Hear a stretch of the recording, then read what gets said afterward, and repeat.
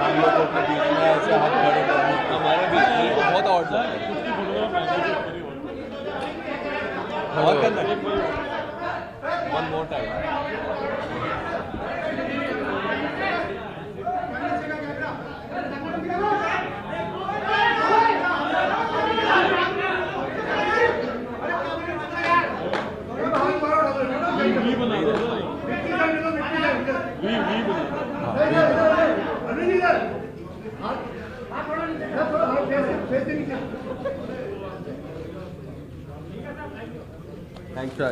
Thank you.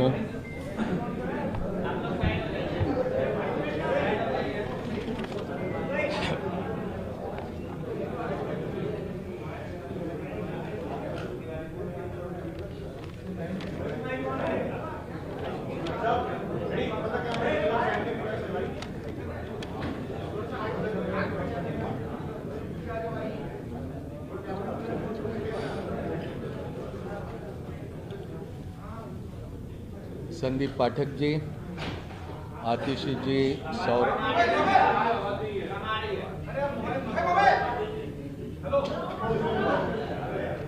आवाज नहीं आ रही, अभी आ जाएंगे। हाँ, संदीप पाठक जी, आतिशी जी, दीपक बाबरिया जी, सौरभ भारद्वाज जी, अरविंदर सिंह लवली जी और यहाँ पर उपस्थित सभी पत्रकार साथियों, नमस्कार। पिछले कुछ समय से इंडिया गठबंधन के विभिन्न राजनीतिक दलों के साथ में लोकसभा के सीट शेयरिंग को लेकर चर्चा चलते रही और आपको इस बात की जानकारी है कि 2 दिन पहले ही समाजवादी पार्टी के साथ भारतीय राष्ट्रीय कांग्रेस पार्टी का सीट शेयरिंग को लेकर समझौता हुआ। उसकी घोषणा लखनऊ से हुई। समाजवादी पार्टी को 1 सीट लोकसभा की खजुराहो, ये मध्य प्रदेश में देने का भी ऐलान लखनऊ से किया गया। पिछले दिनों में आम आदमी पार्टी के साथ लंबी चर्चा हुई और चर्चा के उपरांत भारतीय राष्ट्रीय कांग्रेस और आम आदमी पार्टी के बीच सीटों को लेकर समझौता हुआ है, जिसको आपके समक्ष यहां पर मैं रखने का काम करूंगा। मुझे खुशी है कि 2 महत्वपूर्ण राजनीतिक दल इंडिया गठबंधन के आने वाला लोकसभा चुनाव का पूरा जिम्मा एक साथ संभालेंगे और जिस तरह की परिस्थितियां आज मुल्क में बनी है, जो चुनौतियां हमारे लोकतंत्र और हमारे संविधान के सामने बनी है, उनका मुकाबला करने के लिए इंडिया गठबंधन पूरी तरह से सशक्त तरीके से उसका मुकाबला करने के लिए तैयार है। और उसी कड़ी में आम आदमी पार्टी और कांग्रेस पार्टी का सीटों को लेकर समझौता हुआ।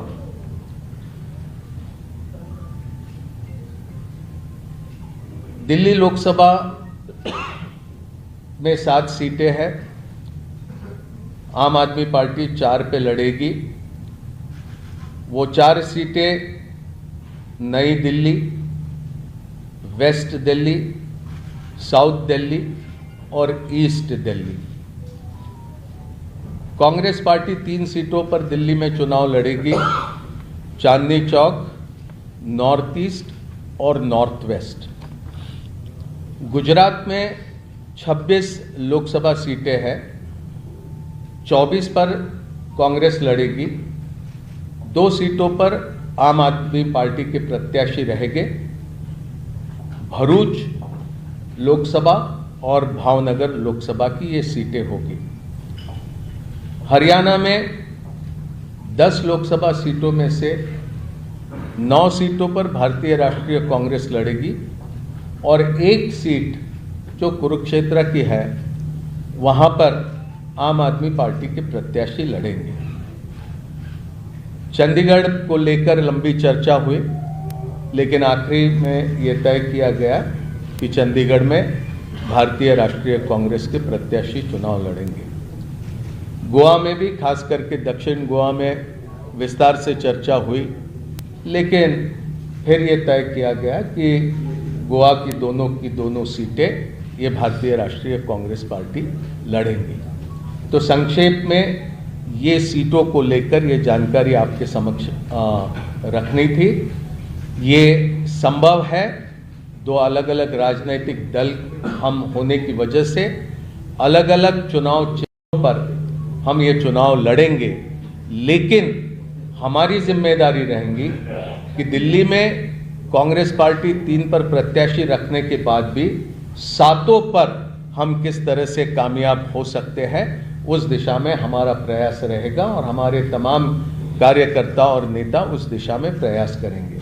और इसी तरह की स्थिति सभी राज्यों में हम दोनों दलों के बीच में ही नहीं, तो इंडिया गठबंधन में जितने भी राजनीतिक दल हैं वो सभी तालमेल के साथ काम करते हुए अधिक से अधिक प्रत्याशियों को कामयाब करने की दिशा में प्रयास करेंगे। ये बोल हो गया। हरियाणा, चंडीगढ़ बोल।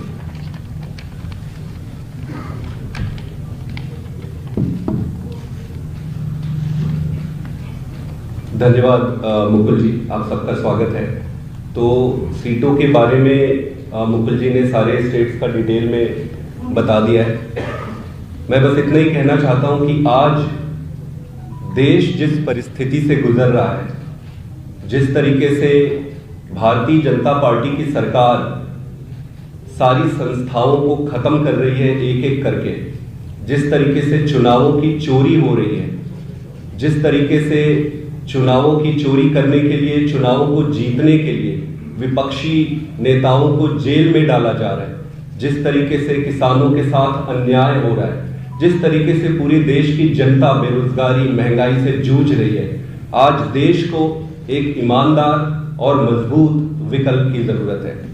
इसी को ध्यान में रखते हुए और अपने स्वयं के राजनीतिक छोटे छोटे बड़े छोटे हितों को दरकिनार करके देश के हितों को सामने रखकर इस गठबंधन में आए हैं। और गठबंधन में आने का उद्देश्य मैं एक बार फिर से आप सबके समक्ष रखना चाहता हूं कि देश इंपॉर्टेंट है, पार्टी हमेशा सेकेंडरी है।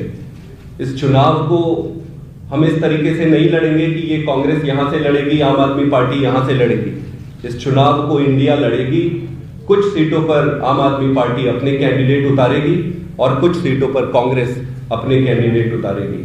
मेरा ये मानना है कि भारतीय जनता पार्टी के जो कैलकुलेशन और जो भी इन्होंने अपनी रणनीति बनाई थी, वो सारा इस अलायंस के बाद से उलटफेर हो जाएगा और देश की जनता के साथ मिलकर ये चुनाव लड़ेंगे और ये चुनाव जीतेंगे।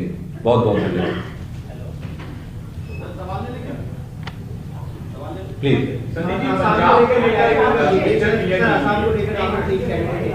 पंजाब में दोनों पार्टियों ने म्यूचुअली ये तय किया है कि अलग अलग चुनाव लड़ेंगे।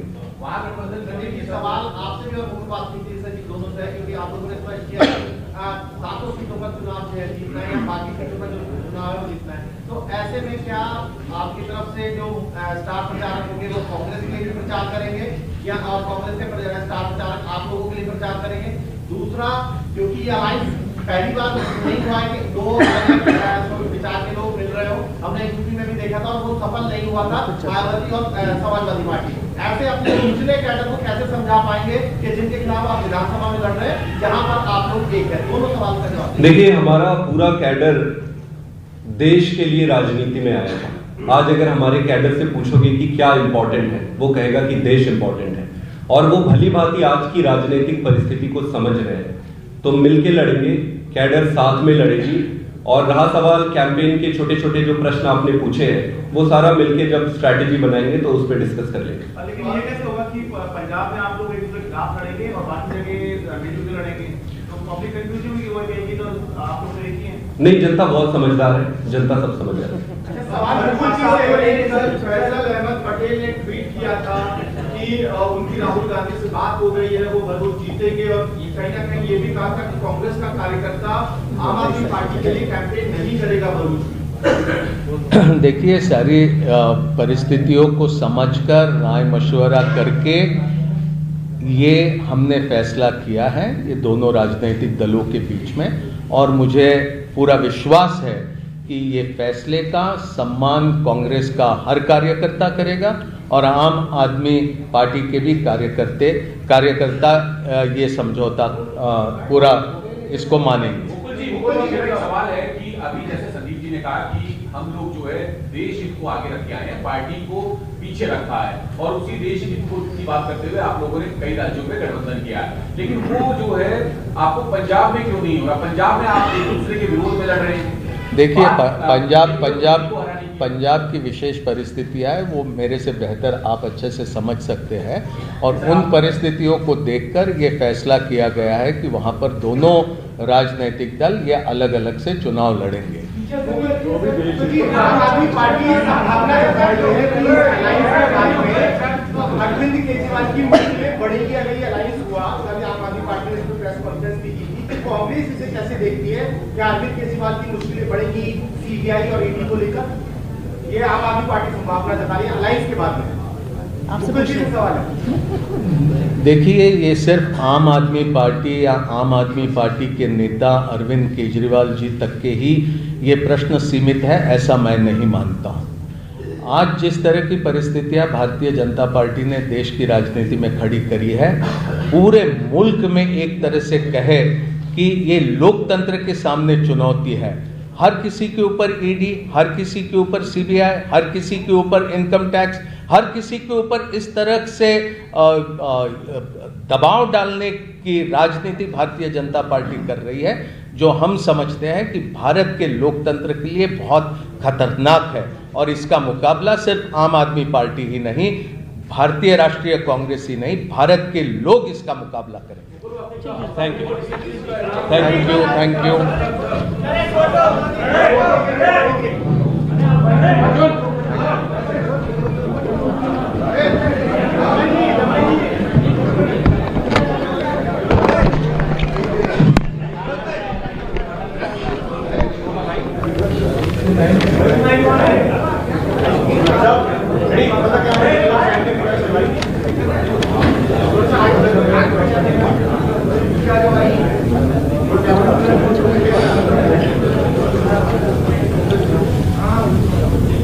संदीप पाठक जी, आतिशी जी, सौरभ,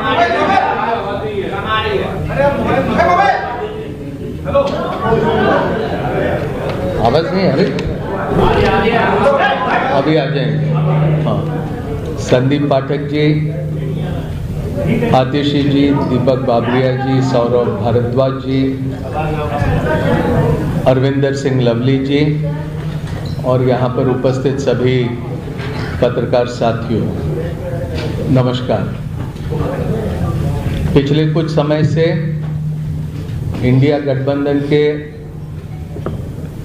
विभिन्न राजनीतिक दलों के साथ में लोकसभा के सीट शेयरिंग को लेकर चर्चा चलते रही, और आपको इस बात की जानकारी है कि 2 दिन पहले ही समाजवादी पार्टी के साथ भारतीय राष्ट्रीय कांग्रेस पार्टी का सीट शेयरिंग को लेकर समझौता हुआ। उसकी घोषणा लखनऊ से हुई। समाजवादी पार्टी को 1 सीट लोकसभा की खजुराहो, ये मध्य प्रदेश में देने का भी ऐलान लखनऊ से किया गया। पिछले दिनों में आम आदमी पार्टी के साथ लंबी चर्चा हुई, और चर्चा के उपरांत भारतीय राष्ट्रीय कांग्रेस और आम आदमी पार्टी के बीच सीटों को लेकर समझौता हुआ है, जिसको आपके समक्ष यहाँ पर मैं रखने का काम करूँगा। मुझे खुशी है कि 2 महत्वपूर्ण राजनीतिक दल इंडिया गठबंधन के आने वाला लोकसभा चुनाव का पूरा जिम्मा एक साथ संभालेंगे और जिस तरह की परिस्थितियां आज मुल्क में बनी है, जो चुनौतियां हमारे लोकतंत्र और हमारे संविधान के सामने बनी है, उनका मुकाबला करने के लिए इंडिया गठबंधन पूरी तरह से सशक्त तरीके से उसका मुकाबला करने के लिए तैयार है। और उसी कड़ी में आम आदमी पार्टी और कांग्रेस पार्टी का सीटों को लेकर समझौता हुआ।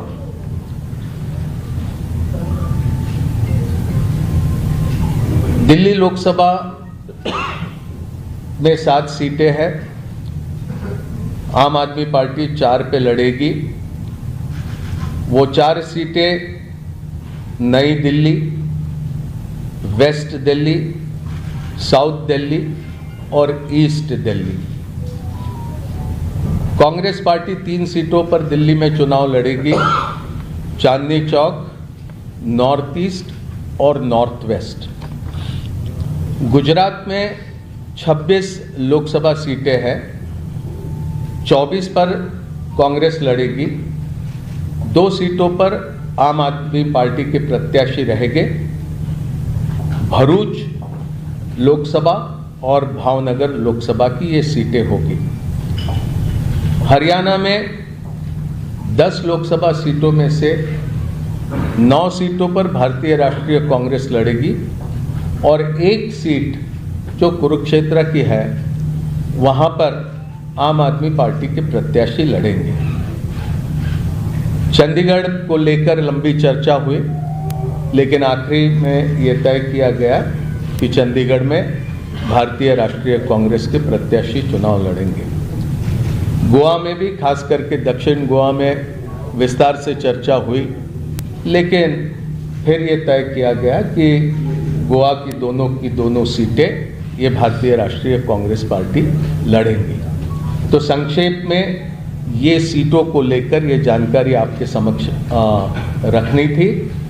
ये संभव है, 2 अलग अलग राजनीतिक दल हम होने की वजह से अलग अलग चुनाव चिन्हों पर हम ये चुनाव लड़ेंगे, लेकिन हमारी जिम्मेदारी रहेगी कि दिल्ली में कांग्रेस पार्टी 3 पर प्रत्याशी रखने के बाद भी 7 पर हम किस तरह से कामयाब हो सकते हैं, उस दिशा में हमारा प्रयास रहेगा और हमारे तमाम कार्यकर्ता और नेता उस दिशा में प्रयास करेंगे।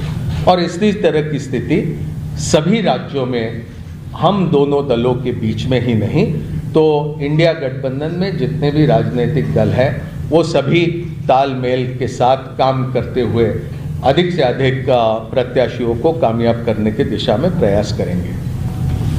ये बोल हो गया। हरियाणा, चंडीगढ़ बोल।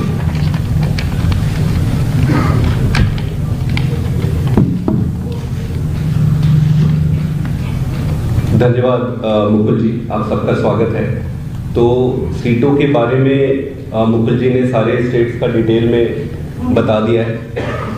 मैं बस इतना ही कहना चाहता हूं कि आज देश जिस परिस्थिति से गुजर रहा है, जिस तरीके से भारतीय जनता पार्टी की सरकार सारी संस्थाओं को खत्म कर रही है एक एक करके, जिस तरीके से चुनावों की चोरी हो रही है, जिस तरीके से चुनावों की चोरी करने के लिए, चुनावों को जीतने के लिए विपक्षी नेताओं को जेल में डाला जा रहा है, जिस तरीके से किसानों के साथ अन्याय हो रहा है, जिस तरीके से पूरी देश की जनता बेरोजगारी, महंगाई से जूझ रही है, आज देश को एक ईमानदार और मजबूत विकल्प की जरूरत है। इसी को ध्यान में रखते हुए और अपने स्वयं के राजनीतिक छोटे छोटे बड़े छोटे हितों को दरकिनार करके देश के हितों को सामने रखकर इस गठबंधन में आए हैं। और गठबंधन में आने का उद्देश्य मैं एक बार फिर से आप सबके समक्ष रखना चाहता हूं कि देश इंपॉर्टेंट है, पार्टी हमेशा सेकेंडरी है।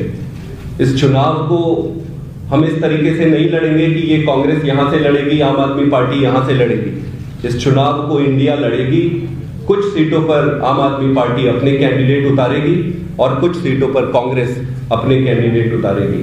मेरा ये मानना है कि भारतीय जनता पार्टी के जो कैलकुलेशन और जो भी इन्होंने अपनी रणनीति बनाई थी, वो सारा इस अलायंस के बाद से उलटफेर हो जाएगा और देश की जनता के साथ मिलकर ये चुनाव लड़ेंगे और ये चुनाव जीतेंगे।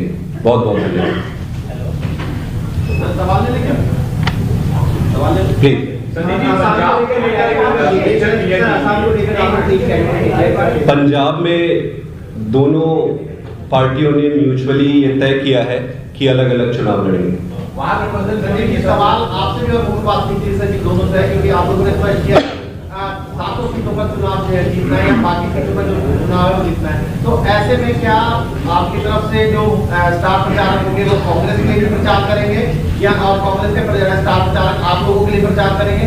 दूसरा, क्योंकि ये अलायंस पहली बार नहीं हुआ है कि दो विचार के लोग मिल रहे हो, हमने यूपी में भी देखा था और वो सफल नहीं हुआ था, मायावती और समाजवादी पार्टी।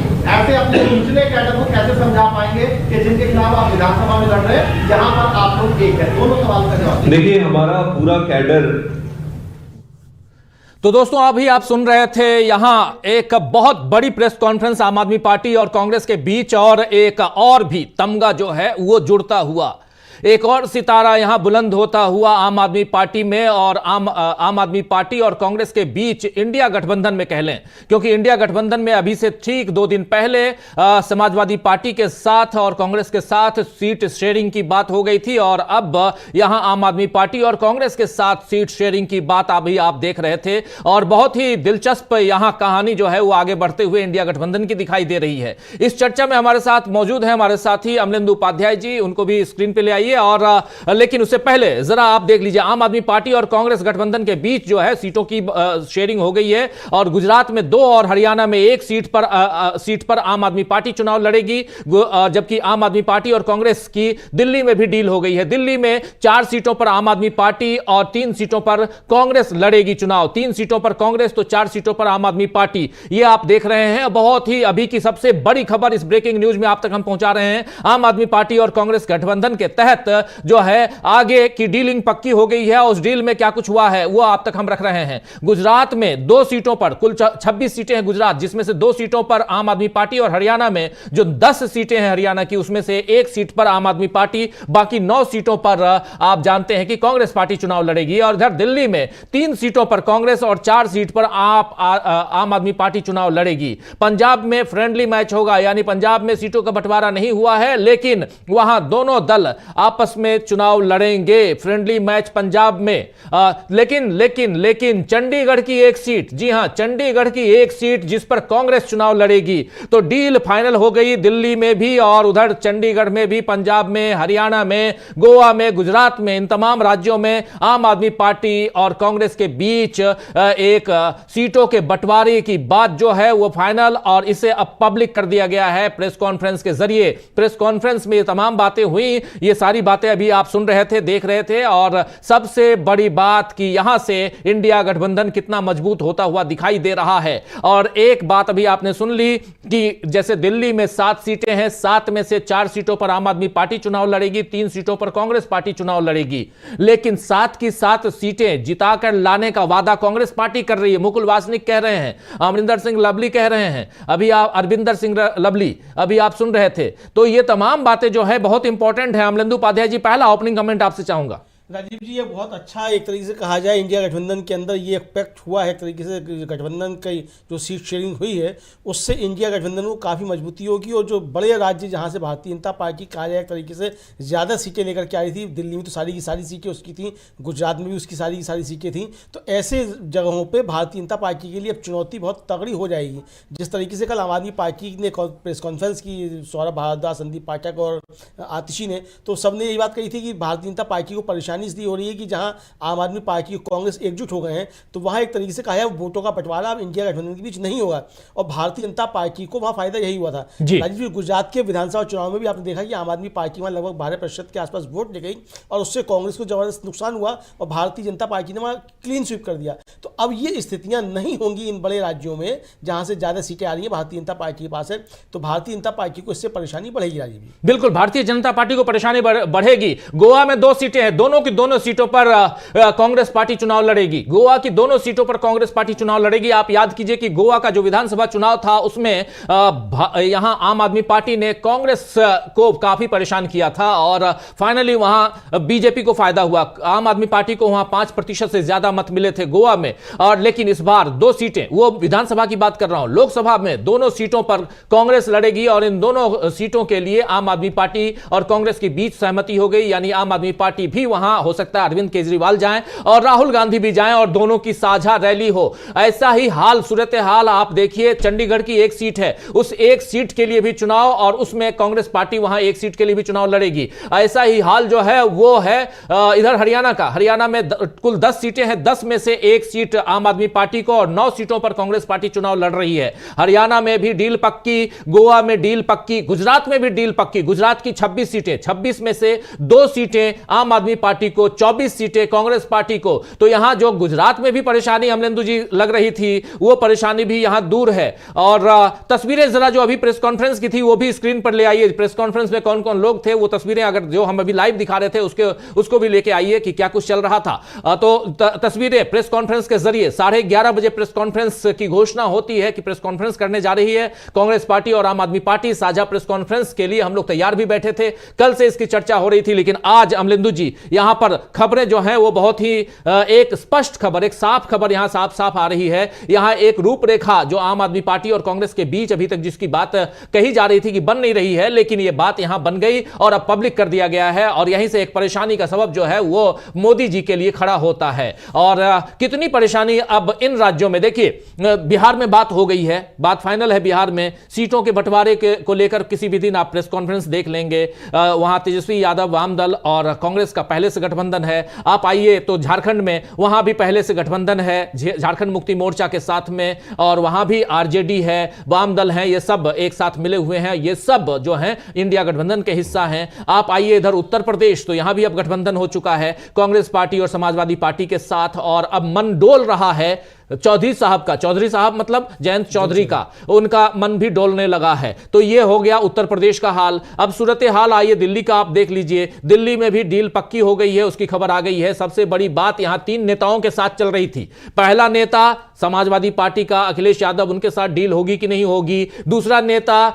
अरविंद केजरीवाल आम आदमी पार्टी का, उसके साथ डील होगी कि नहीं होगी, उनके साथ भी डीलिंग हो गई। तीसरा नेता एक बचा हुआ है, उनका नाम है ममता बनर्जी, उनके साथ भी डील पक्की हो चुकी है। खबर किसी भी वक्त आ सकती है। बस ये है कि पहले ममता बनर्जी 2 सीटें दे रही थी, अब ममता बनर्जी 5 सीट दे रही है कांग्रेस को और कांग्रेस 6 सीट मांग रही है। तो वो डील पक्की मानिए। अब इसके अलावा कोई भी चौथा नेता ऐसा नहीं है जिसके साथ कहीं ना कहीं वहां पोह की स्थिति बनी हो। यानी यहां पक्की डील जो है दोस्ती वाली, ये जो हाथ देख रहे हैं आप, ये दोस्ती वाली डील यहां पक्की दिखाई दे रही है। लेकिन यहां से कितनी परेशानी में एनडीए है, कितनी परेशानी में बीजेपी है, कितनी परेशानी में खुद नरेंद्र मोदी हो सकते हैं अमलेंदु उपाध्याय जी। राजीव जी, अब नरेंद्र मोदी और एनडीए और भारतीय जनता पार्टी तीनों बहुत ज़्यादा मुश्किल में अब हैं, क्योंकि जो ऐसा आपने कहा कि बात वही थी कि भारतीय जनता पार्टी को यह आशा थी कि अरविंद केजरीवाल की आम आदमी पार्टी के साथ, अखिलेश यादव की समाजवादी पार्टी के साथ, ममता बनर्जी की तृणमूल कांग्रेस के साथ कांग्रेस का कोई सीट शेयरिंग का फार्मूला तैयार नहीं हो पाएगा और ये सब मिलकर अलग अलग लड़ेंगे। और तृणमूल कांग्रेस ने भी राजीव जी कई जगह कांग्रेस को नुकसान पहुंचाया, जैसे असम में उसने नुकसान पहुंचाया कांग्रेस को, मेघालय में कांग्रेस को उसने नुकसान पहुंचाया, गोवा के विधानसभा के चुनाव में तृणमूल कांग्रेस ने नुकसान पहुंचाया। तो वहाँ भी ठीक ठाक मामला जो है लगभग तय है। खबर ये आ रही है कि 1 आध दिन में वहां भी घोषणा हो सकती है। इसी तरीके से आम आदमी नॉर्थ ईस्ट में तो यह हालत है, पूर्वोत्तर में तो यह हालत है अमलेंदु जी। मैं तो खुद पर्सनली वहां गया था, आपको पता ही, अपनी पूरी टीम थी राहुल गांधी की पदयात्रा में, ये न्याय यात्रा में। और वहां अब पूरा का पूरा नॉर्थ ईस्ट जो है वो राहुलमय हो चुका है। और वहां इनकी मजबूरी है ममता बनर्जी की कि इनसे हाथ मिलाए, कांग्रेस से हाथ मिलाए। और कमोबेश वही हालत, अल्पसंख्यक जो हैं अभी कांग्रेस के साथ दिखाई दे रहे हैं। 80% अगर अल्पसंख्यक कांग्रेस के साथ आ गए तो फिर किसी भी पार्टी की मजबूरी होगी, ऐसे दलों की, मैं बीजेपी की बात नहीं कर रहा हूं मैं, लेकिन ऐसे सेकुलर दलों की बात कर रहा हूं, पार्टियों की बात कर रहा हूं जिनकी मजबूरी है कि वो कांग्रेस से हाथ मिलाएं। और यही कारण है कि यहां ममता बनर्जी जो हैं वो हाथ मिलाती हुई दिखाई दे रही हैं। ममता बनर्जी चाहे ना चाहें, अखिलेश यादव चाहे ना चाहें, अरविंद केजरीवाल चाहे ना चाहें, लेकिन आज की तारीख में इनकी मजबूरी है। दिल्ली में आप सोच लीजिए, अगर अल्पसंख्यक हट जाएं, पिछली बार भी लोकसभा की जो चुनाव हुए थे 2019 का चुनाव, उसमें से 7 जो दिल्ली की 7 सीटें हैं 7 में से 5 सीटों पर कांग्रेस दूसरे नंबर पर थी। कांग्रेस 7 में से 5 सीटों पर दूसरे नंबर पर थी और इस बार, और वहां आम आदमी पार्टी तीसरे नंबर पर थी इस बार, और ये तब जबकि अल्पसंख्यक बटे हुए थे। यहां अल्पसंख्यक यूनाइट दिख रहे हैं और कांग्रेस के साथ दिख रहे हैं अमलेंदु जी, वो कांग्रेस के साथ दिखाई दे रहे हैं। और ऐसी स्थिति में अरविंद केजरीवाल की मजबूरी है कि वो यहां ना नहीं कर सकते, मजबूरी हो ना हो, लेकिन ये दोस्ती पक्की होनी चाहिए अमलेंदु जी, और इस दोस्ती में दोनों एक दूसरे की मदद करें। और जैसा मुकुल वासनिक कह रहे थे यहां पे, वो बहुत इंपॉर्टेंट है अमलेंदु जी। बिल्कुल, और जो मुकुल वासनिक कह रहे थे, मुझे लगता है यही बात आम आदमी पार्टी को भी कहनी चाहिए कि हम लड़ेंगे 4 पे भले ही, लेकिन हम 7 सीटें दिल्ली की जिता करके इसके लिए काम करेंगे। हो सकता है कहा भी हो, हम इससे पहले कह दिया हो, कहा बिल्कुल, अभी हम सुना भी रहे थे। हाँ, तो कहा है, तो ये कुल मिलाकर मतलब दोनों तरफ से कहा गया है। और ये राजीव जी, गठबंधन का मतलब ये है कि आप लड़िए कितनी भी सीटों पर, लेकिन जिताने के लिए पूरे गठबंधन के लिए काम कीजिए। और जमीन पे जो कार्यकर्ता है उसके बीच जो है एका जो है वो कराना पार्टी के नेताओं का काम है कि जमीन पे कार्यकर्ता एकजुट रहें, और जो भी प्रत्याशी है वो पार्टी का प्रत्याशी ना होगा कि गठबंधन का प्रत्याशी है और भारतीय जनता पार्टी को हराने के लिए खड़ा है प्रत्याशी। ये महत्वपूर्ण चीज़ है वो है। तो यही जो आपने कहा कि जो मजबूरी थी अरविंद केजरीवाल की समझिए, चाहे वो ममता बनर्जी की समझिए जो मजबूरी है, या अखिलेश यादव की मजबूरी है, तो ये मजबूरी असल में उनकी मजबूरी खुद की नहीं है, ये मजबूरी जनता ने तय कर दी है राजीव जी। जनता अब एकजुट है कि भारतीय जनता पार्टी को हराने के लिए जो इस गठबंधन में है, जनता उसके साथ में है। तो ये तमाम नेताओं की मजबूरी है कि वो इस गठबंधन के साथ अब रहें। तो ये इसी तरीके से हुआ है। पंजाब में जो परिस्थितियां मुझे लगता है ये फैसला भी एक अच्छा फैसला है कि दोनों ने मिलकर ये फैसला किया कि वहाँ अलग अलग लड़ेंगे, क्योंकि बहुत सी जगहों पे 1 और 1 जो है वो 2 नहीं हुआ करता है, 1 और 1 कभी कभी 0 भी हो जाया करता है। तो पंजाब में 1 और 1 जो 0 की स्थिति होती, तो वहाँ पंजाब में 1 और 1 को 0 की स्थिति बचाने के लिए वहाँ ये निर्णय लिया गया। मुझे लगता है ये काफ़ी महत्वपूर्ण निर्णय, अच्छा निर्णय है। भारतीय जनता पार्टी की परेशानियां इससे भी ज्यादा बढ़ेंगी राजीव जी। दूसरी जो गुजरात है, सबसे बड़ी बात जो है, जहां से प्रधानमंत्री नरेंद्र मोदी की पार्टी जो है अभी क्लीन स्वीप करके आई है, और सुना जाता है कि प्रधानमंत्री अपने गुजरात में बसने का इंतजाम करने के लिए बार बार वहां जाते हैं कि 2024 के बाद वहां जाकर ये बसना है। तो अब मुझे लगता है कि अब उसके लिए वो जाके अभी चुनाव से पहले और जाके इंतजाम करेंगे कि 2024 के लोकसभा चुनाव के बाद जो है वहां जाकर के बसने के लिए क्या क्या इंतजाम करने हैं। चूंकि वहां आम आदमी पार्टी ने राजीव जी काफी ज्यादा नुकसान कांग्रेस को पहुंचाया था विधानसभा के चुनाव में भी। तो वहां अब जो स्थितियां हैं, अब वो भारतीय जनता पार्टी के अनुकूल नहीं रह जाएंगी किसी भी हाल में। और जिस तरीके से पहुंचा रहे हैं, ब्रेकिंग में है 3 पर कांग्रेस और 4 पर, ये दिल्ली में 3 सीटें कांग्रेस और 4 सीटें आम आदमी पार्टी को दी गई हैं दिल्ली में। और सबसे बड़ी बात यहां कुछ उन सीटों का जिक्र भी हम कर लें। आम आदमी पार्टी नई दिल्ली और ईस्ट दिल्ली इन तमाम सीटों पर लड़ेगी। कांग्रेस जो है नॉर्थ ईस्ट दिल्ली पे, नॉर्थ वेस्ट दिल्ली और Chandni Chowk, north east, north west और चांदनी चौक, ये तीनों कांग्रेस के खाते में, और आम आदमी पार्टी के खाते में नई दिल्ली, ईस्ट वेस्ट दिल्ली और साउथ दिल्ली पर कांग्रेस चुनाव लड़ेगी। ये सब आप तक हम पहुंचा रहे हैं। तो माफी चाहूंगा, आम आदमी पार्टी जो है नई Delhi, east west Delhi, east Delhi, south Delhi, इन पर चौथा नाम भी ले आइए, क्योंकि यहां 3 नाम ही आप दिखा रहे हैं, चौथा नाम कौन सा है। आम आदमी पार्टी जो है, देखिए, पहला ये नई दिल्ली, दूसरा ईस्ट वेस्ट दिल्ली और तीसरा साउथ दिल्ली पर चुनाव लड़ेगी। थोड़ा सा इसको सुधार लीजिए, चौथा नंबर कौन सा है, किस जगह का है, वो भी यहां लिखिए। लेकिन बहुत इंपॉर्टेंट है कि अलग अलग आप देखिए, अलग अलग सीटों के भी नाम अब आ रहे हैं कि कहां से क्या। उधर गुजरात में 2 सीटें कौन सी दी गई हैं, इधर हरियाणा में 1 सीट कौन सी दी गई है आम आदमी पार्टी को, यह भी देख लेंगे थोड़ी देर में। लेकिन मजेदार तथ्य यह है कि गुजरात में भी जो पिछला चुनाव हुआ उसमें आम आदमी पार्टी ने कांग्रेस को काफी डेंट पहुंचाया था। आम आदमी पार्टी के कारण कांग्रेस को काफी तकलीफ हुई थी गुजरात में, और यही हाल कहीं ना कहीं गोवा में, जो कांग्रेस पार्टी वहां सरकार पर काबिज, सत्ता पर काबिज होते रह गई थी अमलेंदु जी, लेकिन गोवा में भी अब साथ है। हाँ, गोवा में साथ है। तो दोनों मतलब 2 राज्य जो है जहां भारतीय जनता पार्टी इस समय शासन कर रही है राजीव जी, वो एक तरह से कहा जाए वो आम आदमी पार्टी की वजह से कर रही है। गुजरात में भी चुनाव से पहले पर यह लग रहा था कि भारतीय जनता पार्टी की वहां जबरदस्त जो है हार होने जा रही है गुजरात की विधानसभा चुनाव में। लेकिन जिस तरीके से वहां आम आदमी पार्टी ने जो था वो सेंधमारी की कांग्रेस के वोटों में, तो भारतीय जनता पार्टी के लिए वो बल्ले बल्ले हो गई।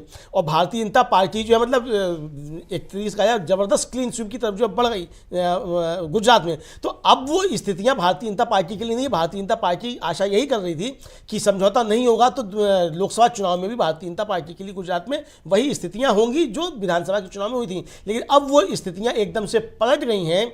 और मुझे लगता है राजीव जी की इसमें अखिलेश यादव की भूमिका को भी हम लोग को स्वीकार कर लेना चाहिए कि अखिलेश यादव ने जिस तरीके जैसे कहा कि अंत भला तो सब भला कह के जो घोषणा की हुई उत्तर प्रदेश से जो शुरुआत हुई कि अब यहाँ गठबंधन जो है वो एकदम से हो गया है, तो उसकी सूचना के बाद जो है वो हलचल जो है एकदम से बढ़ना शुरू हो गई। एक मजेदार चीज ये है अमलेंदु जी कि अब वो जो बातें चल रही थी 1:1, एक के सामने एक, जो बात हो रही है अभी तक, वो बहुत ही महत्वपूर्ण है, क्योंकि एक के सामने एक अगर जैसे चुनाव लड़ रहे हैं, यानी कि बीजेपी के सामने इंडिया गठबंधन का एक, और ऐसे अगर 400 सीटों पे, क्योंकि जिस दिशा में अब इंडिया गठबंधन आगे बढ़ता हुआ दिखाई दे रहा है, जैसे हरियाणा में कुरुक्षेत्र जो है सीट वो दी गई है आम आदमी पार्टी को, कुरुक्षेत्र सीट दी गई है आम आदमी पार्टी को। कुछ और भी जानकारियां हम जल्दी जल्दी आप तक पहुंचाएंगे, और ये समझना, ये जानना यहां जरूरी इसलिए है क्योंकि यहां से जो हम बार बार कह रहे हैं कि 2024 का चुनाव इतना आसान नहीं है मोदी जी के लिए, जैसा वो बहुत आसानी से कह दिए कि तीसरी बार लाल किले की प्राचीर से मैं ही झंडा फहराऊंगा।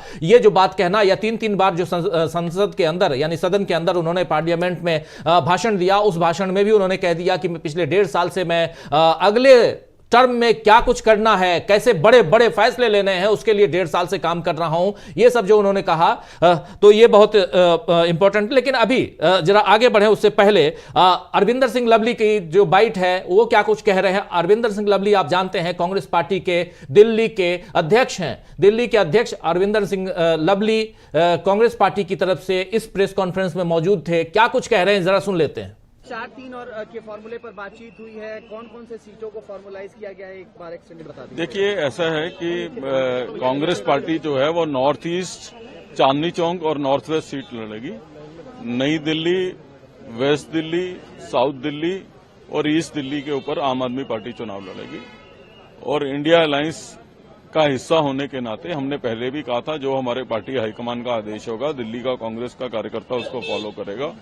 मजबूती के साथ हम दिल्ली की 7 सीटों के ऊपर काम करेंगे, चुनाव लड़ेंगे, चुनाव लड़वाएंगे, और इसके सुखद परिणाम जो है वो आने वाले दिनों में मिलेंगे। इनकलकेटेड एडवर्टाइजमेंट की भी बात निकल करके सामने आ रही है, साझा रैलियों को हम कब तक एक्सपेक्ट करें? जी, निश्चित तौर पे जब आप अलायंस में लड़ते हैं तो आप कॉमन मिनिमम प्रोग्राम भी बनाते हैं, आप जो है मिलके चुनाव भी लड़ते हैं, तो ये सब चीजें होंगी जल्द। आप किस सीट से चुनाव लड़ने वाले हैं? मेरा काम चुनाव लड़वाने का है।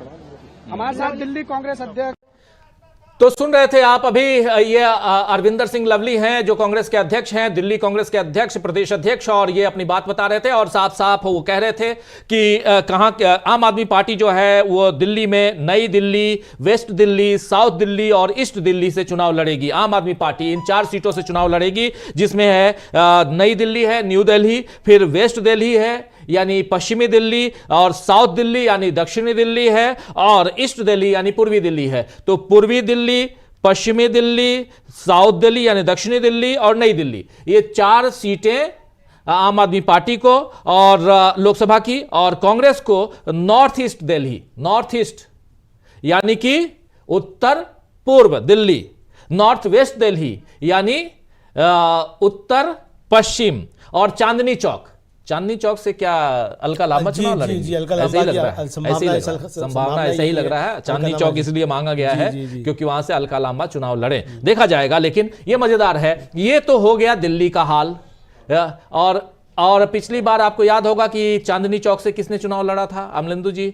कपिल सिब्बल चुनाव लड़े थे, लेकिन इस बार कपिल सिब्बल राज्यसभा पहुंच चुके हैं। समाजवादी पार्टी के सपोर्ट से, समर्थन से उन्होंने कांग्रेस पार्टी से इस्तीफा दे दिया था, लेकिन फिर भी कांग्रेस के साथ वो दिखाई देते हैं कहीं ना कहीं, और वो शायद आगे भी ऐसी रहे। तो ये तो दिल्ली की बात है। लेकिन दिल्ली के अलावा जरा आगे बढ़ें और आपको बताओ गुजरात में जो 2 सीटें हैं, वो एक भरूच है, दूसरा भावनगर है। ये भरूच और भावनगर, ये दोनों सीटें आम आदमी पार्टी के खाते में गई हैं, जबकि बाकी 24 सीटें कांग्रेस के खाते में। गोवा में आम आदमी पार्टी ने कह दिया कि दोनों सीटों पर हम चाह रहे हैं कि कांग्रेस पार्टी चुनाव लड़े। बहुत अच्छी बात है, गोवा की दोनों सीटें कांग्रेस पार्टी लड़ रही है। आमने सामने की फाइट गोवा में। अब देखिए, गुजरात में आमने सामने की फाइट हो गई, गोवा में आमने सामने की फाइट हो गई। हरियाणा आइए, हरियाणा की कुरुक्षेत्र सीट जो है वो आम आदमी पार्टी को, उसके अलावा 9 सीटें कांग्रेस को। आमने सामने की फाइट हो गई अमलेंदु जी वहां भी। अब आइए आप दिल्ली में आमने सामने की फाइट हो गई। पिछली बार 3 पार्टियां थी, जिसमें 2 की लड़ाई में तीसरा जो है यानी कांग्रेस और आम आदमी पार्टी की लड़ाई में तीसरा जो है वो बाजी मार गया। वही बंदर वाली कहानी है ना। तो यहां पे ये बंदर बाट इस बार नहीं होना, इस बार आमने सामने। और ये सब डर की शुरुआत है दोस्तों, अभी आगे देखिए होता है क्या।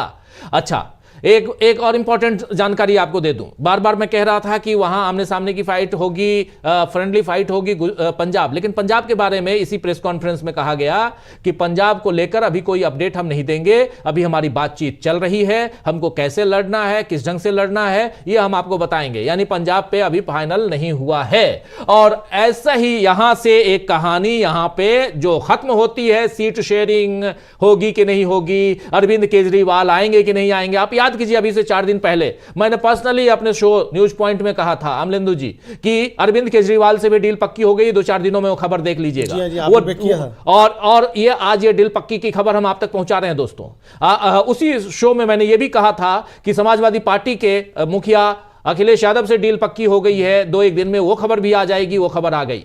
आज 1-2 खबरें और भी दे रहा हूं। एक जो अब इसमें इस इंडिया गठबंधन में एक नेता और बचती हैं, नाम है उनका ममता बनर्जी, उनके साथ डील पक्की हो चुकी है दोस्तों।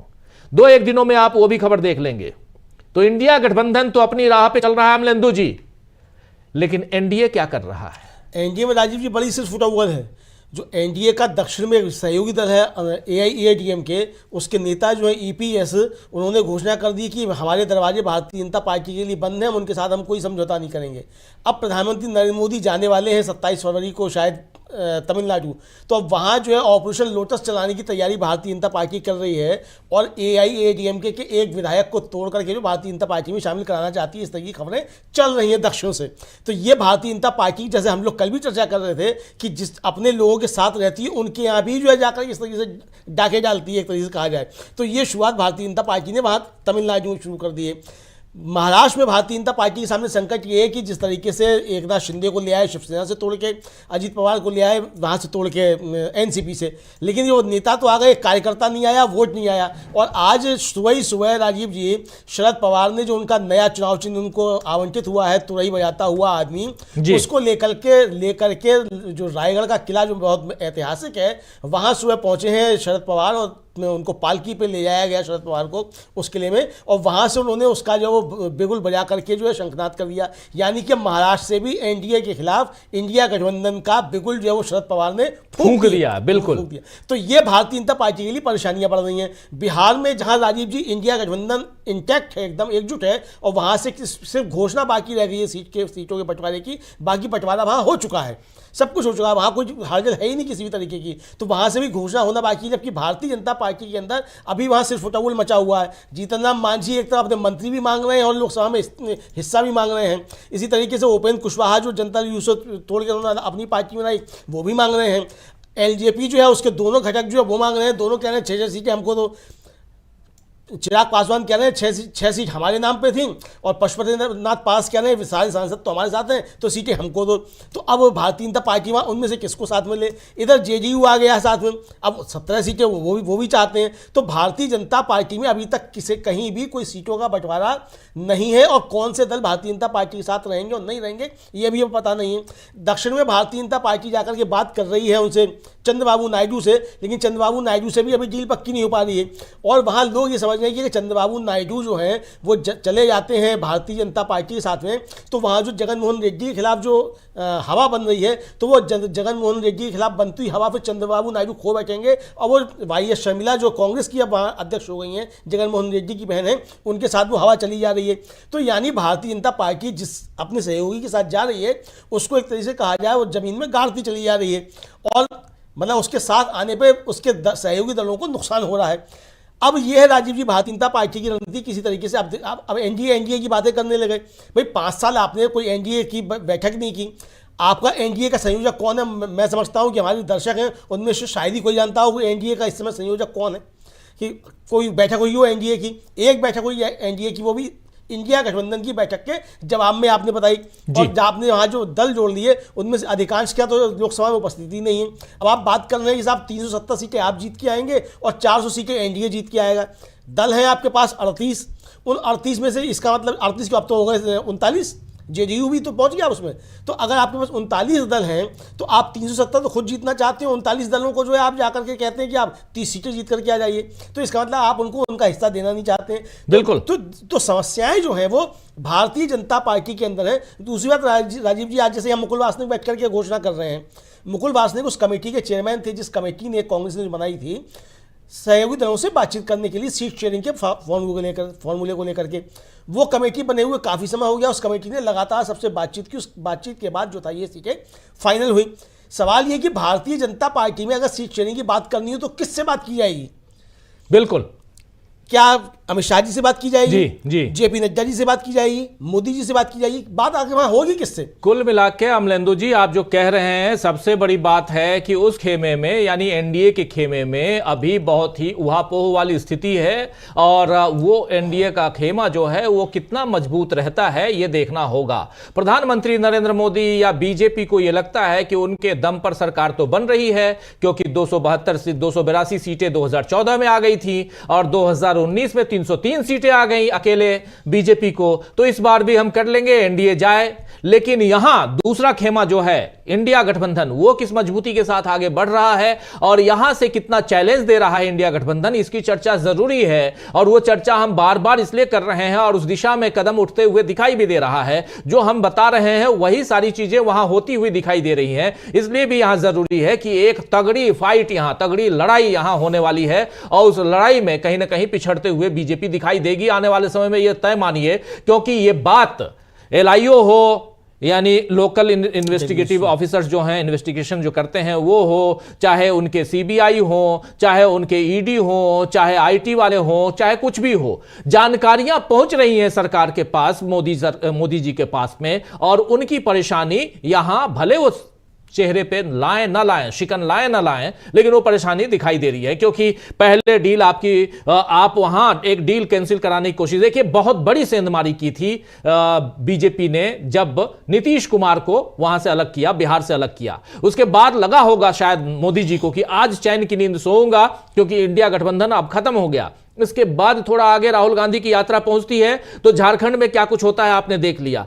आप वहां के युवा जो मुख्यमंत्री हैं हेमंत सोरेन, उनको जेल में डाल देते हैं, ईडी की कार्रवाई होती है, वो जेल में जाते हैं, लेकिन वहां भी मामला संभल जाता है क्योंकि चंपाई सोरेन को बैठा देते हैं और पूरा का पूरा विधायक दल जो है वो इंटैक्ट रहता है। आप याद कीजिए कि कितना टाइम लगता है इनको बुलाने में, चंपाई सोरेन को बुलाने में। राज्यपाल महोदय क्या कुछ करते हैं, इन सब पे हम चर्चा कर चुके हैं, ज्यादा यहां नहीं बताऊंगा। लेकिन चाहे झारखंड हो चाहे बिहार हो, यहां जो पटखनी मिली, इससे ज्यादा पटखनी बिहार उत्तर प्रदेश में मिल गई, जहां अखिलेश यादव ने हाथ मिला लिया। अखिलेश यादव ने 63 सीटें और 17 सीटें, एक दो सीटों की बात हो रही थी, 17 सीटें कांग्रेस पार्टी को दे दी। इस बीच आप ये देख लीजिए, कांग्रेस आपकी जो डील पक्की है उसकी एक रूपरेखा आपके सामने हम रख रहे हैं। पंजाब की 13 सीटें, अभी तक गठबंधन नहीं है, अलग अलग लड़ेंगे ऐसी बात आ रही है, लेकिन ये जो है अभी आपको हम आप तक पहुंचाएंगे, क्योंकि आम आदमी पार्टी और कांग्रेस के प्रेस कॉन्फ्रेंस में पंजाब को लेकर कहा गया है कि इस पे हमारी बातचीत चल रही है, लेकिन अभी तक ये कहा जा रहा है कि शायद अलग अलग लड़ेंगे, लेकिन फ्रेंडली मैच है। चंडीगढ़ में ये देखिए, चंडीगढ़ में कांग्रेस को एक सीट जो चंडीगढ़ की है और आम आदमी पार्टी को कोई भी सीट नहीं। इस मैप के जरिए हम आप तक पहुंचा रहे हैं कि कहां क्या है। दिल्ली में कांग्रेस को 3 सीट, आम आदमी पार्टी को 4 सीट।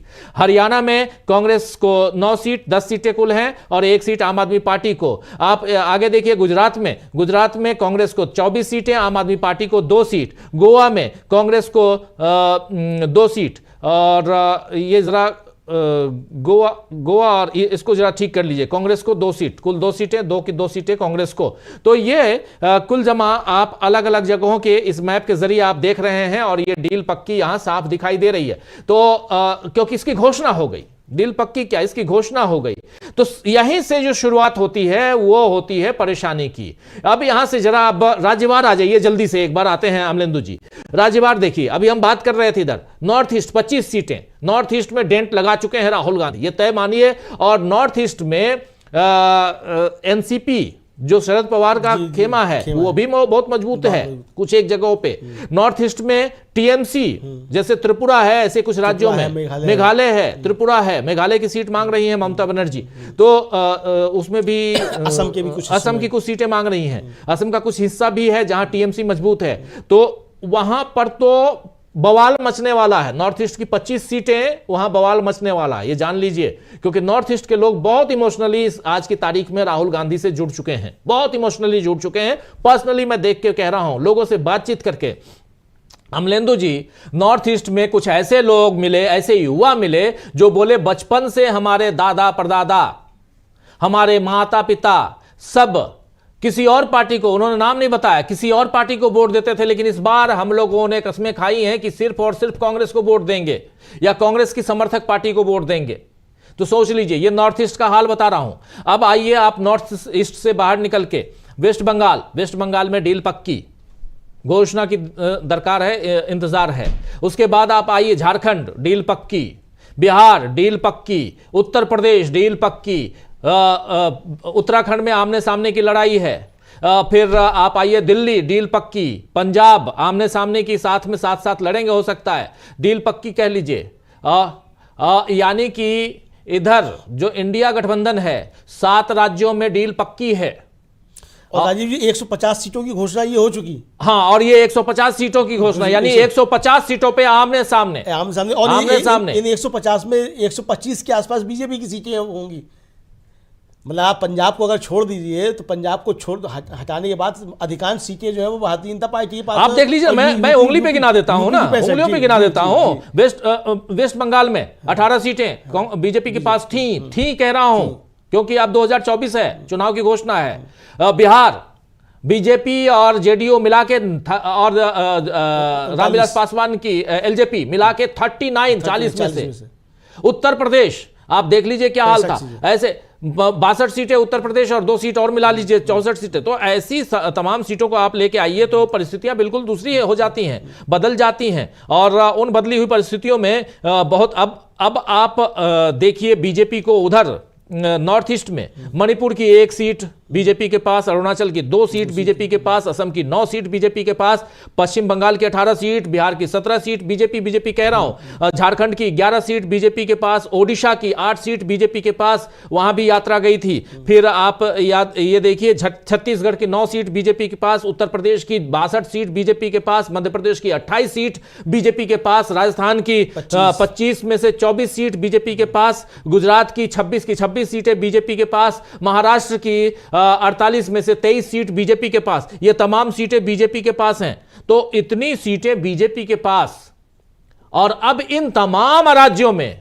आमने सामने की लड़ाई, आमने सामने 238 सीटें बीजेपी के पास हैं। ये जो राज्य गिना रहा था मैं, 238 सीटें अमलेंदु जी, और ये सब इधर के हिंदी बेल्ट की बात कर रहा हूं, 238 सीटें। और आज का दिन इंडिया गठबंधन के लिए बहुत बड़ा दिन है दोस्तों, उससे भी बड़ा जिस दिन उत्तर प्रदेश में डील हुई थी पक्की, उससे बड़ा, क्योंकि उत्तर प्रदेश में एक राज्य के लिए डील पक्की हुई, दूसरा मध्य प्रदेश में 1 सीट दे रहे हैं, खजुराहो की सीट कांग्रेस दे रही है समाजवादी पार्टी को। लेकिन यहां आज किन किन राज्यों के लिए डील पक्की हो गई आप देख लीजिए। दिल्ली के लिए डील पक्की हो गई, हरियाणा के लिए हो गई, चंडीगढ़ यूटी है वो उसके लिए हो गई, 3 हो गए, गोवा हो गए 4, गुजरात 5, ये 5 तो पक्का हो गया।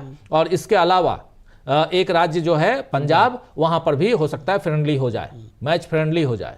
तो ये इतने होने के बाद मतलब 5 राज्यों में, एक उत्तर प्रदेश हो गया 6, बिहार डील पक्की है 7, हाँ, पश्चिम बंगाल डील पक्की है मान लीजिए 8, झारखंड डील पक्की है 9, महाराष्ट्र डील पक्की है 10, उसके बाद आप आइए गुजरात 11, राजस्थान 12, छत्तीसगढ़ 13, मध्य प्रदेश 14, ये तमाम राज्य। उसके बाद आइए उत्तराखंड आमने सामने 15, फिर आइए हिमाचल प्रदेश 16, फिर जम्मू कश्मीर 17, ये सब तो हो गए। ये पूरा का पूरा नॉर्थ बेल्ट चला गया, लद्दाख, वो जम्मू कश्मीर लद्दाख तीनों 6 सीटें हैं, तीनों मिला के मैं बोल रहा हूं, 5 सीटें जम्मू कश्मीर की, 1 सीट लद्दाख की, 6 सीटें, ये सब हो गए, नॉर्थ ईस्ट हो गया। बचता क्या है? दक्षिण में तो आप ऐसे ही ठन गोपाल हैं, आपके पास कुछ नहीं है, नील बटा सन्नाटा है। तो आप क्या करेंगे?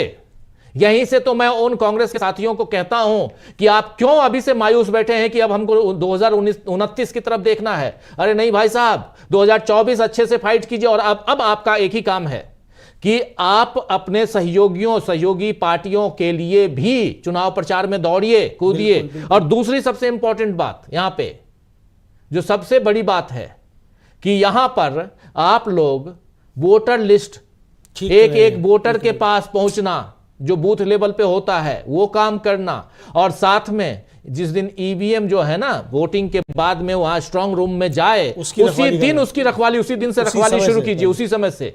ये काम अगर कांग्रेस और ये इंडिया गठबंधन के लोग कर लें तो मैं दावे के साथ कहता हूं कि 2024 का चुनाव बीजेपी हार रही है।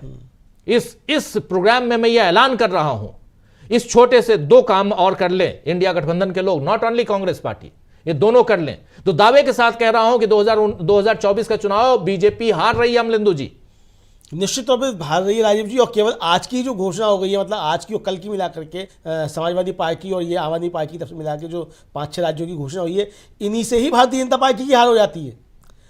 इन 150 सीटों से ही भारतीय जनता पार्टी की हार हो जाती है। एक तरीके से कहा जाए कि यहीं से अगर इंडिया गठबंधन मजबूती के साथ आगे बढ़ता है तो भारतीय जनता पार्टी यहीं से हारती हुई जा रही है। तो इसलिए अब मुझे लगता है कि इंडिया गठबंधन की जिम्मेदारी जो है, खासतौर से बड़े नेताओं की जिम्मेदारी ये है कि सब एक दूसरे के लिए प्रचार करें, कार्यकर्ताओं को आपस में समन्वय करवाएं जमीनी स्तर पर जाकर के। और कार्यकर्ताओं की जिम्मेदारी ये है, जैसा आपने भी कहा, कि बूथ स्तर पर जाकर के जनता से संपर्क कीजिए और बूथ की रखवाली कीजिए और वोट की भी रखवाली कीजिए और ईवीएम की भी रखवाली कीजिए।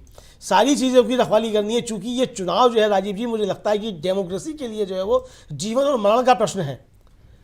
देखिए गोवा में अपना उम्मीदवार वापस लेगी आम आदमी पार्टी। आप जानते हैं कि गोवा में आम आदमी पार्टी ने अपने उम्मीदवार की घोषणा कर दी थी, कुछ दिन पहले ही किया था अपना उम्मीदवार घोषित।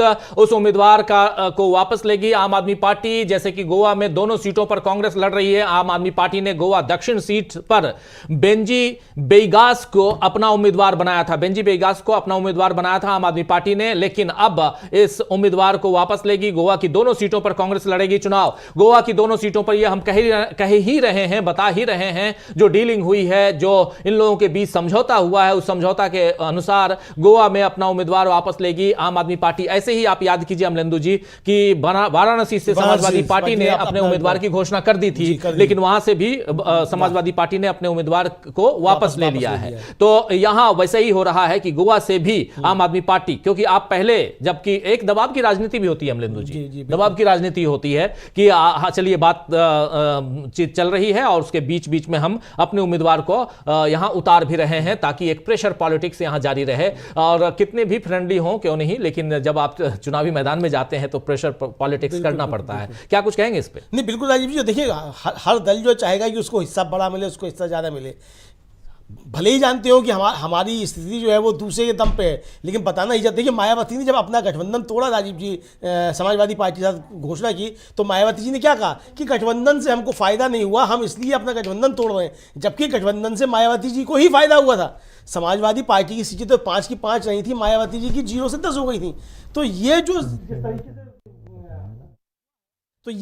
समाजवादी पार्टी ने एक प्रेशर बनाने की कोशिश की कांग्रेस के ऊपर, और उसमें शायद थोड़ा सा समाजवादी पार्टी सफल भी हुई, लेकिन कांग्रेस ने भी जिस तरीके से बार बार उस दबाव को मानने से इनकार कर दिया, तो उससे ये लगा कि अब जो सीटें मिली हैं राजीव जी कांग्रेस को लड़ने के लिए, वो कांग्रेस को भी सीटें ऐसी मिली हैं जिन पर कांग्रेस अच्छे तरीके से टक्कर भारतीय जनता पार्टी को देगी और मजबूत कैंडिडेट्स जो वहाँ वो उतारेगी ये सीटें। अब देखिए, जैसे आप जो वार्ता कर रहे थे, जो इस कमेटी के सदस्य थे सलमान खुर्शीद, उनकी सीट फरखवाद जो है वो कांग्रेस ने छोड़ दी। और क्यों छोड़ दी कांग्रेस ने? इसलिए छोड़ दी कि सलमान खुर्शीद वहाँ समाजवादी पार्टी के कैंडिडेट के मुकाबले कमजोर कैंडिडेट थे। तो यानी कि लक्ष्य जो रखा गया है राजीव जी, वही रखा गया है कि चाहे नेता कितना भी बड़ा हो, शर्त यह है कि वो जीत करके आएगा। लेकिन सलमान खुर्शीद साहब तो बगावती तेवर दिखा रहे हैं यहाँ पे। नहीं, वो बगावती तेवर दिखाते हैं, वो नेता दिखा रहा है, लेकिन कांग्रेस ने तो उनके लिए सीट नहीं मांगी ना। कांग्रेस ने वो सीट छोड़ दी, यही सोच के सीट छोड़ दी कि भाई इस समय जो है वो नेता का सदन पहुंचे नहीं, वो जरूरी नहीं है। जरूरी ये है कि भारतीय जनता पार्टी चुनाव में किस तरीके से हारे। तो लक्ष्य जो है वो नेता को सदन में पहुंचाना नहीं, लक्ष्य जो है वो भारतीय जनता पार्टी को सरकार से बाहर करना है। तो इस बड़े लक्ष्य के लिए राजीव जी, ये सब समझौते जो जिस तरीके से सीट शेयरिंग हुई, ये इस सीट शेयरिंग के पीछे फॉर्मूला सिर्फ यही है कि भारतीय जनता पार्टी जो है वो किसी भी तरीके से सत्ता से बाहर हो, नेता कोई संसद में पहुंचे या नहीं पहुंचे वो किसी के लिए भी महत्वपूर्ण नहीं है राजीव जी। बिल्कुल सही कह रहे हैं, नेता सदन में पहुंचे ना पहुंचे, लेकिन पहली बात यह है कि जो पार्टी है वो जीते और भारतीय जनता पार्टी को ये पार्टियां हराएं। यहां इनका लक्ष्य, विपक्ष का लक्ष्य, हमारा लक्ष्य नहीं है दोस्तों। हमारा लक्ष्य तो यही है कि जो खबर है सबसे पहले आप तक पहुंचाएं। जिन खबरों को यहां जबरदस्ती पेश करके आप लोगों को बरगलाया जाता है, जो झूठी खबरें प्रसारित की जाती हैं, उनसे पर्दा हटाएं हम और सच्ची खबरें आप तक पहुंचाएं। यही हमारा लक्ष्य है। हमारा लक्ष्य पॉलिटिक्स करना नहीं है, लेकिन पॉलिटिक्स में जो कुछ हो रहा है वो आप तक पहुंचाना, सच्ची खबरें पहुंचाना, ताकि ये देश जो है वो सही हाथ में, सही दिशा में चले। ये ये सबसे बड़ा इंपॉर्टेंट पहलू है और तमाम बातें इस पे होती रहती हैं। आप देख लीजिए ईडी ने कितने नेताओं को अंदर कर रखा है, कितने नेताओं को अंदर कर रखा है ईडी ने, लेकिन उनके ऊपर दोष क्या है, चार्ज क्या है, कुछ भी नहीं है। क्या वो दोषी करार दिए गए? आम आदमी पार्टी के कितने नेता अभी जेल में हैं, आप देख लीजिए। क्या उनके ऊपर किसी ढंग का दोष करार हुआ है?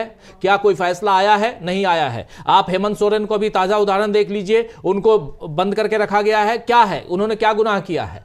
तो आप ट्रायल में नहीं हैं, लेकिन इसलिए आपको अंदर रखा गया है क्योंकि आप मोदी सरकार के खिलाफ राजनीति कर रहे हैं। इसलिए तो इस देश में जो कुछ चल रहा है, इससे बेहतर है कि इस देश में एक स्वस्थ लोकतंत्र हो। जो दोषी है उसको सजा जरूर मिले, इसमें कोई दो राय नहीं है। सजा मिलनी चाहिए, लेकिन दोषी को मिलनी चाहिए, निर्दोष को नहीं मिलनी चाहिए। कई ऐसे भी केसेस आते हैं अमलेंदु जी कि वर्षों वो जेल में गुजार आता है, लेकिन उसके बाद मतलब बचपन में गया जब वो 20 साल का था और 40 साल बाद आता है छूटकर, गुनाह क्या की उसने? कुछ नहीं, गुनाह दोष साबित नहीं हुआ। तो ऐसी स्थिति आज की तारीख में पॉलिटिशियंस के साथ दिखाई दे रही है। भगवान बचाए ऐसे, और भगवान ना कहो तो जनता बचाए ऐसे पॉलिटिशियंस से, क्योंकि जनता के हाथ में वो चाबी है, जनता के हाथ में वो अंगूठा है, वो अंगुली है जिसको दबा के बटन, जिससे बटन दबा के आप सरकार बदल सकते हैं, सरकार बना सकते हैं, सरकार गिरा सकते हैं। इसलिए जरूरी है। लेकिन उससे ज्यादा जरूरी है, थोड़ी देर पहले कह रहा था कि आपको मताधिकार का इस्तेमाल करने से पहले उस वोटर लिस्ट में आपका नाम है कि नहीं है, इसको जरूर चेक कीजिए। और तीसरी बात, सबसे महत्वपूर्ण बात, ये आपके लिए, हमारे लिए नहीं, ये पार्टियों के लिए है, इंडिया गठबंधन के नेताओं के लिए है कि जिस भी ढंग से वहां चुनाव हो रहे हो, चाहे बैलेट पेपर से हो कल को या ईवीएम से हो, उसकी सुरक्षा की जिम्मेदारी आप लीजिए।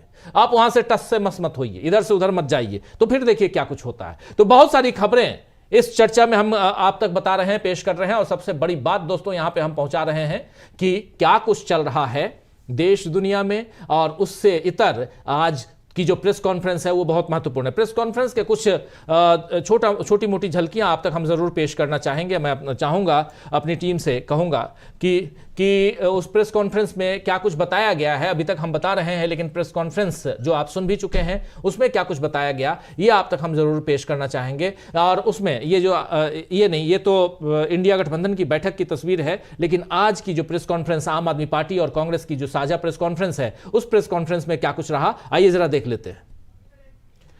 थोड़ा सा 1 मिनट कहा जा रहा है मुझे कि 1 मिनट रुकिए, उसको दिखाते हैं। लेकिन बहुत महत्वपूर्ण बात, बहुत ही महत्वपूर्ण बात कि आज आम आदमी पार्टी और कांग्रेस की साझा प्रेस कॉन्फ्रेंस, ये उन साथियों के लिए जो बाद में जुड़े हैं, साझा प्रेस कॉन्फ्रेंस, दोनों एक साथ प्रेस कॉन्फ्रेंस करते हैं दिल्ली में। आम आदमी पार्टी के दिल्ली के मुखिया और कांग्रेस पार्टी के दिल्ली के मुखिया दोनों। आइए जरा देख लेते हैं क्या कुछ कह रहे हैं।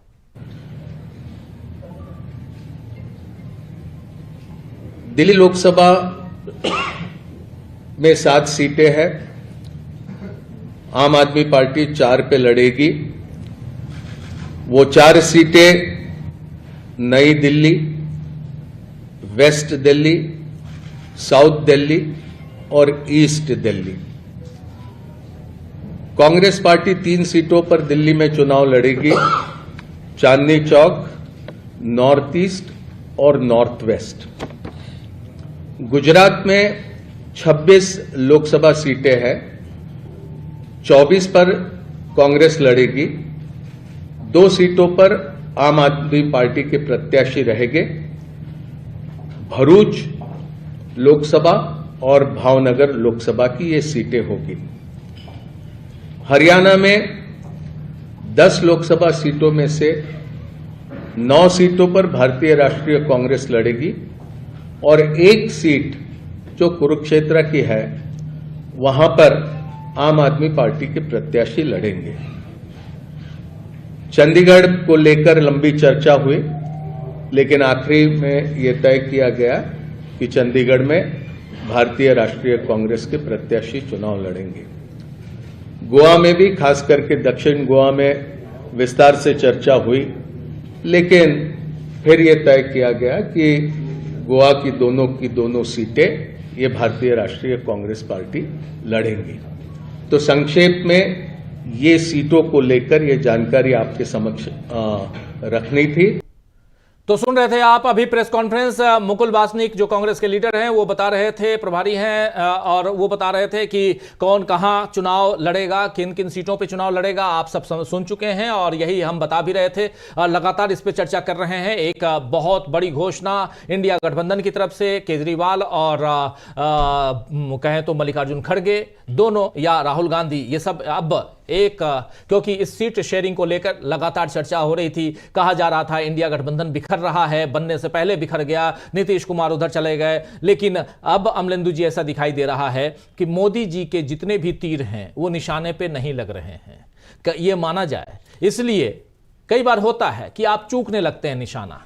आपने एक निशाना लगाया, नीतीश कुमार को अपने खेमे में ले आए और यहां से आपको यह लगा कि अब इंडिया गठबंधन बिखर जाएगा। सबसे ज्यादा इंडिया गठबंधन से अगर किसी को तकलीफ है तो वो इंसान है नरेंद्र मोदी, जो देश के प्रधानमंत्री हैं, और उनकी पार्टी, क्योंकि उनके साथ है।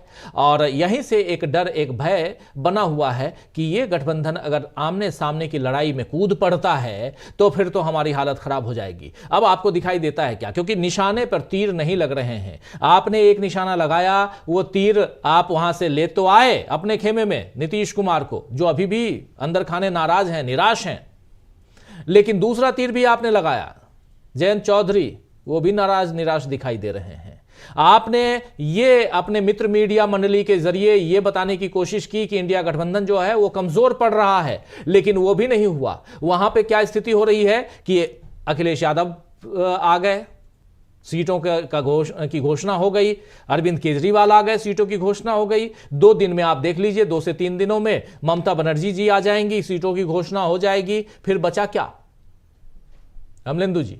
बिल्कुल बिल्कुल राजीव जी। और देखिए, भारतीय जनता पार्टी, खासतौर प्रधानमंत्री नरेंद्र मोदी की जो चिंता बढ़ रही है और जो उनके तीर निशाने से चूक रहे हैं, असल में हमेशा जो है आपके तीर जो है निशाने पे नहीं चूकते हैं, और जब आपकी दृष्टि जो है वो धूमिल होने लगती है फिर तो वो निशाने चूकने लगते हैं। मुझे लगता है कि प्रधानमंत्री की अब दृष्टि जो है वो धूमिल होती जा रही है और प्रधानमंत्री चीज़ों को अब सही से समझ नहीं पा रहे हैं कि देश अब जा किस दिशा में रहा है। प्रधानमंत्री ने जो देश बदलने की कोशिश की थी, प्रधानमंत्री ने देश बदला भी, हालांकि ऐसा नहीं है कि प्रधानमंत्री ने देश नहीं बदला हो, लेकिन प्रधानमंत्री ने देश को गलत दिशा में बदला राजीव जी। वो गलत दिशा में प्रधानमंत्री ने जो देश को बदल दिया, लेकिन वो देश जो है वो लौट करके फिर अपनी दिशा में आ रहा है। और यही प्रधानमंत्री का संकट है असली राजीव जी, कि वो प्रधानमंत्री ये समझ नहीं पा रहे हैं कि दिशा क्या है अब देश की और राजनीति की दिशा क्या किधर जा रही है। प्रधानमंत्री जो भी चीज़ें कर रहे हैं या जो भी अपने दांव चल रहे हैं, तो वो उसी तरीके से पुल पे अकेले खड़े हुए नजर आते हैं राजीव जी। जिस तरीके से वो वाराणसी में पुल पे अकेले खड़े हुए नजर आए, वो थे तो एक अकेले सब पे भारी, तो लेकिन वो एक अकेले सब पे भारी नहीं, वो इतनी भीड़ में भी अकेले दिखाई पड़ रहे हैं राजीव जी। दुनिया की सबसे बड़ी पार्टी जो है उसमें प्रधानमंत्री नरेंद्र मोदी अकेले और तनहा दिखाई पड़ रहे हैं। अब स्थितियां ये पैदा होती जा रही हैं।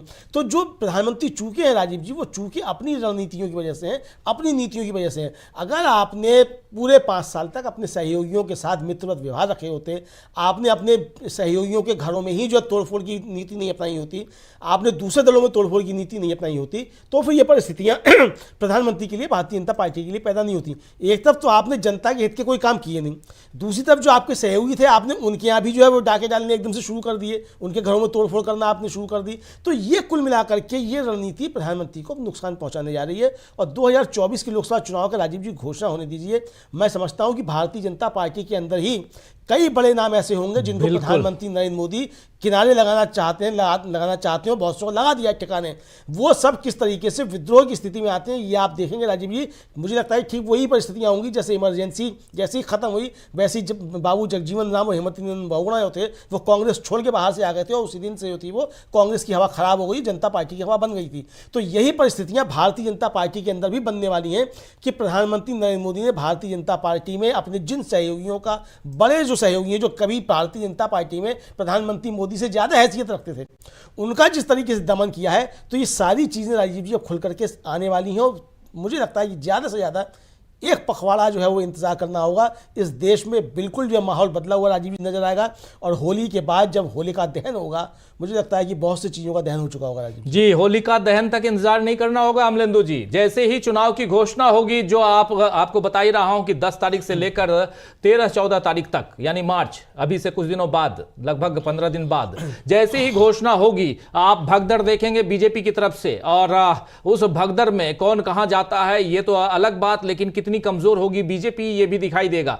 बात यहां ये नहीं है कमजोर हो कोई या मजबूत हो, बात यहां सबसे बड़ी यह है कि आप पहले से जिस ढंग का माहौल बनाने की कोशिश कर रहे हैं देश में कि आएगा तो मोदी ही, आएंगे तो हम ही, ये एक माहौल नहीं बनना चाहिए। राजनीति आप करते हैं सही है, लेकिन 50 लाख युवाओं के रोजगार की गारंटी कौन देगा? कल आपने देख लिया उत्तर प्रदेश में लखनऊ से लेकर प्रयागराज तक युवा जो हैं वो सड़कों पे हैं, उनको पीटा जा रहा है। ये री एग्जाम के नारे लगाए जा रहे हैं कि दोबारा एग्जाम लो, क्योंकि पेपर लीक का मामला है। और आप कर क्या रहे हैं? आप उनकी तरफ जा भी नहीं रहे हैं। जब उत्तर प्रदेश के जो उप मुख्यमंत्री हैं केशव प्रसाद मौर्य के घर वो पहुंचते हैं तो उनके ऊपर पुलिस लाठियों की बौछार करती है। ये युवाओं के साथ हो रहा है। जो देश जो है 60% युवाओं का देश है, यहां की आबादी में 60% हिस्सा आज भी युवाओं का है। इन्हीं युवाओं के दम पर प्रधानमंत्री नरेंद्र मोदी दूसरी बार जीत के आए और तीसरी बार वो दंभ भरते हैं कि हम ही जीत के आएंगे। उन युवाओं के साथ आप क्या कर रहे हैं? अग्निवीर योजना के वाले जो हैं युवा और उससे पहले जिनको नौकरियां मिल गई थी, जो सिलेक्ट हो गए थे, आज तक वो इंतजार कर रहे हैं अपने ज्वाइनिंग लेटर का, उसका क्या होगा? और ये ऐसे तमाम युवा जो हैं उनके साथ क्या कर रहे हैं? भाई साहब, आप तो अपनी जिंदगी जी लिए, आपने अपनी जिंदगी के कुछ गोल्डन ईयर बिता दिए, लेकिन उन युवाओं के आने वाले भविष्य की चिंता आप क्यों नहीं करते हैं? किसानों के भविष्य की चिंता क्यों नहीं करते हैं? एक किसान शुभकरण जिसके सिर में गोली लगी, उसकी चिंता कौन करेगा? क्योंकि वो अकेला था, घर का बच्चा, मां बाप उसके पिता नहीं, और बहन और मां डिपेंडेंट थी इसके ऊपर। ये 23 साल का लड़का, कौन इसकी जिम्मेदारी लेगा? तो ऐसी बहुत सारी चीजें हैं। अमलेंदु जी, कितनी बातें बताओ, बिल्कुल रोंगटे खड़े कर देने वाली बातें हैं जो इस देश में हो रही हैं। कोई भी सरकार रहे, लेकिन वो कम से कम जनता की चिंता तो करे। हवाई महल मित्र मीडिया के साथ आप बनाकर अगर चाहते हैं कि उसी के दम पे, उसी के तहत अगर आप सरकार चलाएं, आगे बढ़ें, तो कम से कम हम जैसे पत्रकार तो आवाज उठाएंगे ही। इस कार्यक्रम को समाप्त करूं उससे पहले बहुत बहुत धन्यवाद देना चाहता हूं अमलेंदु जी इस कार्यक्रम में जुड़े रहने के लिए, और आप तमाम साथियों, आप सबका भी बहुत बहुत शुक्रिया अदा करता हूं, क्योंकि और इस खबर के साथ कि डील जो है, यानी ये डील ना भी कहें, डीलिंग तो उधर होती है, लेकिन डील ना भी कहें तो आपसी सहमति बन गई आम आदमी पार्टी के बीच, कांग्रेस के बीच। मित्रवत संबंध यहां एक स्थापित हुआ है इंडिया गठबंधन में, और जिसमें अब केजरीवाल भी पूरी तरह से खुल के आ गए हैं। किन राज्यों में कितनी सीटें, एक बार फिर से आपके सामने रख दूं। दिल्ली में 4 और 3 का समझौता, 4 मतलब आम आदमी पार्टी, 3 मतलब कांग्रेस पार्टी। 4 सीटों पर आम आदमी पार्टी, 3 सीटों पर कांग्रेस लड़ेगी। हरियाणा में 10 सीटें हैं कुल लोकसभा की, उसमें से 1 सीट पर आम आदमी पार्टी लड़ेगी और 9 सीटों पर कांग्रेस लड़ेगी। यूटी है, यूनियन टेरिटरी, आप जानते हैं चंडीगढ़, वहां 1 सीट है और 1 सीट पर कांग्रेस पार्टी लड़ेगी। यहां की कहानी यहां खत्म होती है। पंजाब के बारे में अभी फैसला नहीं हुआ है, लेकिन यह तय मानिए कि मित्रवत वहां चुनाव दोनों आपस में लड़ेंगे। अब आइए आप गुजरात में कुल 26 सीटें हैं, 2 सीटें भरूच और भावनगर की सीटें दे दी गई हैं। आम आदमी पार्टी को 24 सीटों पर कांग्रेस लड़ेगी। चलिए, यहां भी किस्सा खत्म, यहां से एक दूसरी कहानी शुरू होगी, आपस में साथ साथ चुनाव लड़ने की। और उसके बाद गोवा आइए, गोवा में भी बात जो है वो पक्की इस ढंग से हुई कि गोवा की 2 सीटें, दक्षिण गोवा और उत्तरी गोवा, और दोनों सीटों पर कांग्रेस पार्टी लड़ेगी। गोवा में 1 सीट पर जो दक्षिण गोवा है, उस सीट पर आम आदमी पार्टी ने अपने उम्मीदवार की घोषणा कर दी थी, जिस उम्मीदवार का नाम अब आम आदमी पार्टी ने वापस ले लिया है। तो एक तरफ एक सितारा जुड़ा था, नाम था अखिलेश यादव उत्तर प्रदेश में, दूसरा सितारा जुड़ गया, नाम है इसी इंडिया गठबंधन में, नाम है उसका अरविंद केजरीवाल। तीसरा सितारा इंतजार कर रहा है, नाम है ममता बनर्जी। तो इस अपडेट के साथ इस कार्यक्रम को यहीं समाप्त करता हूं। अभी से ठीक 55 मिनट बाद हमारी सहयोगी आंचल के साथ देखिए खरी खरी, और उसमें बहुत सारी बातें, बहुत कुछ और भी अपडेट्स के साथ वो आएंगी। तब तक जुड़े रहिए हमारे साथ और देखते रहिए डीवी लाइव। नमस्कार।